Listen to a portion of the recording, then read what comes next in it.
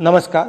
आज मैं एक बहुत जरूरी मुद्दे पे आपसे बात करना चाहता हूं। ये हर देशवासी के लिए जरूरी है, मगर पिछड़ा वर्ग, दलित, आदिवासी महिलाओं के लिए यह सबसे जरूरी मुद्दा है।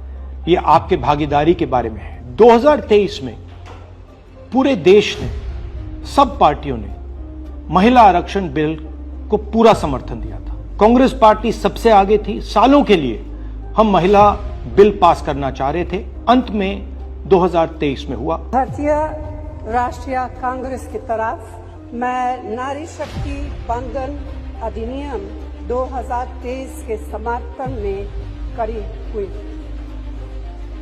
भारतीय राष्ट्रीय कांग्रेस की मांग कि यह बिल फौरन अमल में लाया जाए। 2018 में मैंने प्रधानमंत्री को यह चिट्ठी लिखी। इसमें साफ लिखा है कि महिला आरक्षण को जल्दी से जल्दी इंप्लीमेंट किया जाए।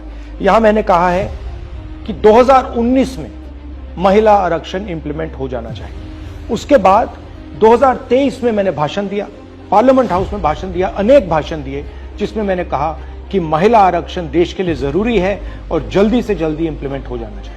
In my view, it is quite simple. This bill can be implemented today by giving 33% of the seats in the Lok Sabha and the Vidhan Sabha to India's women. I would like to have seen OBC reservation included in this bill. I think it is very important that a large chunk of India's population, large chunk of India's women should have access to this reservation.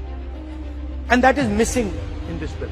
भाई और बहनों, अब बहुत बड़ी बेईमानी की जा रही है। प्रधानमंत्री नहीं चाहते कि कास्ट सेंसस, नए सेंसस, ओबीसी सेंसस के बेसिस पे यह निर्णय लिया जाए।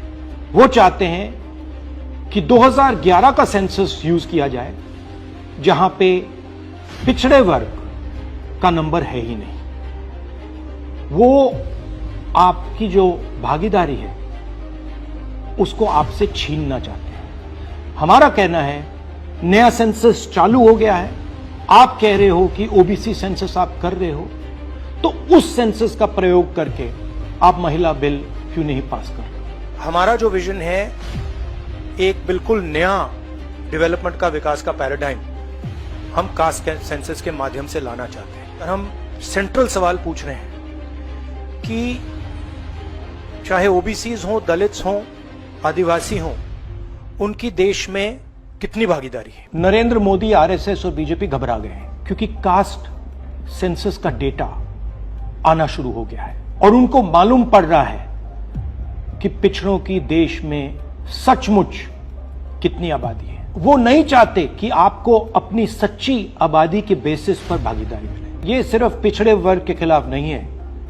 ये एंटी नेशनल एक्टिविटी की जा रही है, क्योंकि पिछड़ा वर्ग 50% है, उसको भागीदारी मिलनी चाहिए और प्रधानमंत्री आपकी भागीदारी आपसे छीन रहे हैं और आपको झूठ बोलने की कोशिश कर रहे हैं। इनका जो प्रपोजल है इसमें एक और बहुत खतरनाक चीज हो रही है। The government has unveiled a sweeping delimitation bill 2026 proposing a massive expansion of India's parliamentary representation. The strength of the Lok Sabha is set to jump from 545 to a staggering 850 seats. सच्चाई ये है कि अगर जो मोदी जी चाहते हैं हो जाए, तो जो छोटे स्टेट्स हैं, साउथ के स्टेट्स हैं और नॉर्थ ईस्ट के स्टेट्स हैं, उनका रिप्रेजेंटेशन कम हो जाए। उनको भयंकर नुकसान होने वाला है और मैं इसको एंटी नेशनल एक्टिविटी मानता हूं। हमारा जो स्टैंड है वो बिल्कुल क्लियर है। अगर आपको करना है तो ओबीसी सेंसस का जो डेटा है उसके बेसिस पे कीजिए, 2026 के सेंसस के बेसिस पे कीजिए, 2011 के सेंसस के बेसिस पे मत कीजिए, क्योंकि उसमें ओबीसी का, पिछड़े वर्ग का कोई डेटा नहीं है। और अगर आप सचमुच में वुमेन्स बिल इंप्लीमेंट करना चाहते हो तो आपके पास वुमेन्स बिल पड़ा हुआ है, उसको आप इंप्लीमेंट कीजिए, हम आपको पूरा समर्थन देंगे। मगर पिछड़े वर्ग, सदर्न स्टेट्स, छोटे स्टेट्स के खिलाफ हम आपको काम नहीं करने देंगे। मोदी जी, मैं समझता हूं कि आप देश को मैसेज देना चाहते हो कि आप प्रो वुमेन हो। मैं जानता हूं कि आप एप्स्टीन फाइल से घबराए हुए हो। 35 लाख फाइलें यूएस में बंद पड़ी हैं, चाबी ट्रंप जी के हाथ में है और आप उससे डरे हो।